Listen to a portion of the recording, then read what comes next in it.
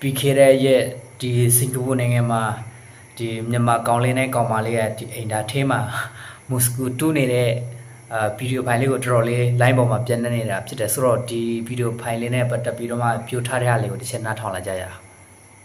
စင်ကာပူနိုင်ငံရဲ့ City Hall လိုနေရာမျိုးရဲ့ toilet ထဲမှာဒီအမျိုးသားနဲ့အမျိုးသမီး Moscow တူးရပေါ့နော် Moscow တူးတဲ့နေရာလေဒီအမျိုးသား toilet ထဲမှာပေါ့နော်အမျိုးသမီးကဘယ်လိုရောက်သွားလဲဆိုတော့စဉ်းစားဖို့တက်တော့နောက်တစ်ခုကဆန္ဒကိုတိတ်ခါတဲ့အချိန်မှာနော်ရှင်းလို့ပြောရစင်ကာပူမှာတစ်လောက်20ရ80ရဆိုဘယ်လိုလောက်ပြီးတော့ဟိုတယ်ကတော့မတက်နိုင်တဲ့အနေအထားလေးဖြစ်သွားတာလေနောက်တစ်ခုကတနင်္လာညကဖုန်းလမ်းသွားပြီဆိုတော့လုံးတင်တာလည်းမသိတော့မလုံးတင်တာလည်းမသိတော့ဘူးပေါ့နော်ဟိုဖြစ်စင်နိုင်ဖို့ဖြစ်နေရပဲနောက်တစ်ခုကဟိုအများဘယ်လိုပြောမလဲအများသူကတုံးရဲ့တွိုင်းနေကြီးရဲ့အရန်ဟိုမှာဒါဗီဒီယိုဖိုင်ကြီးကတက်လာတော့မို့ထူပါမမသိတော့ယူစရာကောင်းလိုက်တာ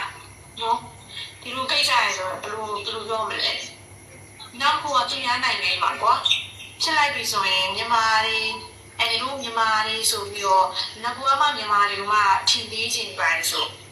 အခုလိုမျိုးလုပ်ရခြင်းအကောင်းကြီးရပါ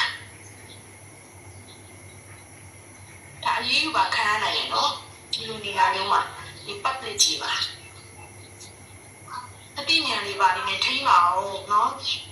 အဲ့လောက်ကြီးလဲမှုထူနေပါနဲ့ဘလောက်ရှက်စရာကောင်းလဲတတိယနေရာကိုလေးကြော်ပဲရှင်းလို့လာပြောဆလပီဂျေရှူတော်မဲ့ဗီဒီယိုဖိုင်လေးကတော့ဒီနေ့မော်ဘီဇင်ဖတ်တိုင်မှာဒီကာတမနဲ့ကားဆရာနဲ့ဒီခရီးတီတွေပြဿနာတက်နေတဲ့ဗီဒီယိုဖိုင်လေးကိုအတူကြည့်ရှုလိုက်ကြရအောင်